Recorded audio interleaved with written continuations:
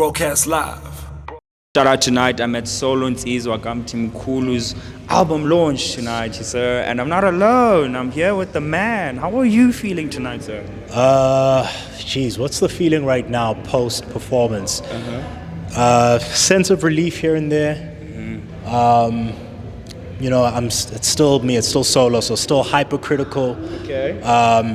But this was everything I needed the show to be.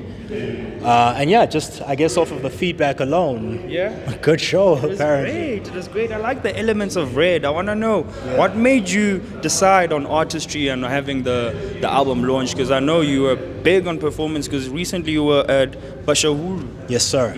I think the difference with the launch is still wanting to control intimacy and narrative. There's something about the idea yomsamo, which is not a crowd situation, so therefore something intimate, something where again we could have gone with mics or without. We could project if we just wanted to project, which is how we started the show itself, right? So it's just stuff like that. It allows for elements like that. Quite tight as a space, but like I said, it ticked off boxes that I needed. It was nice and intimate, my brother. And yes, I want to know more about you, because you went as solo before you fully went to Solo Ntsizwa KaMthimkhulu. Yes, Tell us sir. about your journey with connecting and showcasing yourself and your roots, because what influenced the tape? Because I liked Indlela, and I really liked it from Muzi, So what inspired you to actually connect with the roots and actually use your music to connect with the roots and everything? I won't lie, I feel like you asked me 12 questions. 12 questions there. Legit.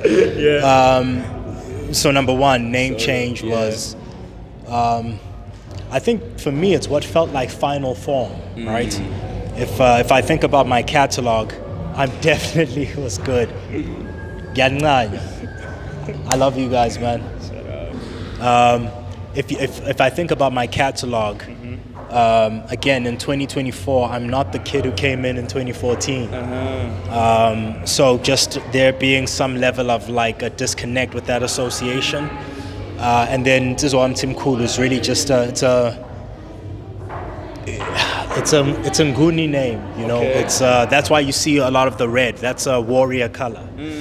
And that's essentially what that name kind of reflects, right? So I think when I felt that I had grown a certain thing, what felt like me getting out of a cocoon, I came out the other side as Ntsizwa KaMthimkhulu. As the growth that yes, it sir. indicates. So, and the choice of language to use on the song Lerato Ya Pelagame is Tswana, Tswana. My wife is Tswana. Yeah. So got a pen.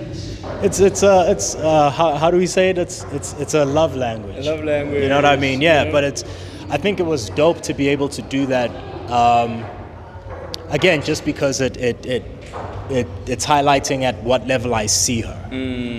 And obviously the project being so spiritually inclined, it speaks to lineage as well, right? So I'm connecting to that lineage. I'm a part of her family as much as she is a part of mine. I like that. Yeah, so you gotta acknowledge that. Facts. And Yes, you sir. do value ancestry and African spirituality, and most 100%. rappers don't actually speak on those, like you do. I want to know what influences you to actually go in depth with that.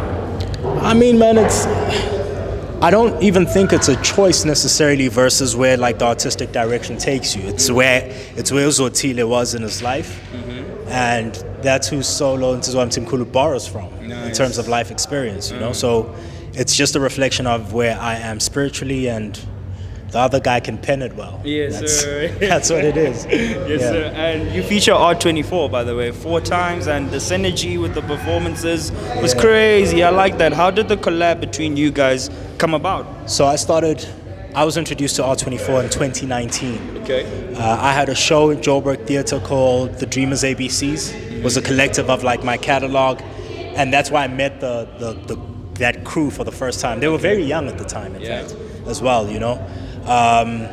and I think we just, even after that, after COVID, after all these things happened, we kind of continued working. So I think they were just around all the time while I was in this creative mode. And then I started making sense of like what the live performance would be. and kind of doing that and then reverse engineering it into the music. So that's why you hear them trickled kind of everywhere, because I think for a while when you see Solo Ntsizwa KaMthimkhulu perform, that's actually the outfit you're going to see. I don't care if the stage is this small or if it's a festival, you know. I think that's the identity. I like it. And you did say it took you like 3 years to do the God Anomaly. Yes, sir. You know? Tell me, how did the journey on actually making the album and producing it and having like launches and listening sessions, how did that come about? Look, I mean, from a timing perspective, the 3 years wasn't a choice. I wasn't finding myself in a space of like writing or writing well even. Uninspired is the right way to put it. I think, but then I kind of forced myself to stay in practice. You know, I had to like build a whole studio just to be like, yo, you spent the money, you might as well be in it, you know, really kind of forcing myself. And then eventually caught rhythm, made some records, loved some, hated some.